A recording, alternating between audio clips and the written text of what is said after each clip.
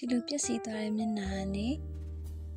ဒီလိုကြည်ကြည်တောက်တောက် glow skin လေးဖြစ်ဖို့အတွက် night time routine လေးလုပ်ပြပါမယ်နော်ပထမဆုံးတော့ညီမတို့စပင်ကိုတခြားတရဲသိမ့်မယ်ပထမဆုံးအနေနဲ့ double cleansing လုပ်ဖို့အတွက် cleansing water သုံးမယ် cleanser ကိုသုံးပါမယ်ပြီးရင်တော့ tissue နဲ့မျက်နှာကိုတခြားပြအောင်တုပ်ပေးမယ်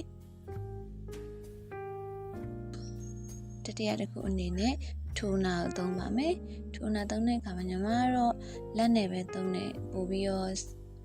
မျက်နှာစိတ်ဝင်မှုအားကောင်းတယ်လို့ခံစားရတယ်ပေါ့နော်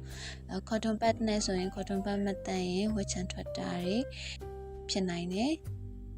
ပြီးရင်ထိုနာကိုကောင်းကောင်းခြောက်ခံမယ်နောက်တစ်ဆင့်အနေနဲ့ serum လိမ့်ပါမယ် serum လိမ့်တဲ့အခါမှာလည်းတေချာစိတ်ဝင်အောင်ထိလိမ့်ပေးမယ်အဘွားပုံစံတိုင်းလေးပဲလိမ့်ပေးပါမယ်နောက်တစ်ဆင့်အနေနဲ့ moisturizer သို့မဟုတ် night cream ကိုလိမ့်လို့ရပါတယ် moisturizer မသုံးခင်လေး eye cream လေးတစ်ခုလိမ့်ပေးဖို့လည်းညီမ recommend ပေးပါတယ်ညီမကတော့လိမ့်ပြမလိမ့်ပြနေဆိုတော့ဒီဗီဒီယိုထဲမှာတော့ eye cream လိမ့်တာလေးမပါလိုက်ဘူးပေါ့နော် skin care လိမ့်လို့ရှိရင်လေ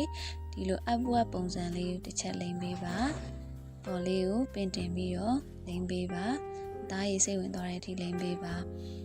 skin care လုပ်တဲ့နေရာမှာလေမျက်နှာကိုကွက်လောက်တာမျိုးမဟုတ်ဘဲနဲ့လည်ပင်းကိုပါလုပ်ပေးဖို့မမေ့ပါနဲ့နော်ဒီလိုမျိုး skin လေးကိုတိကျကဲပေးမယ်ဆိုလို့ရှိရင်မနေ့ကကြရင်ဒီလိုမျိုးကြည်တောက်နေတဲ့ glow plus skin လေးကိုရမှာဖြစ်ပါတယ်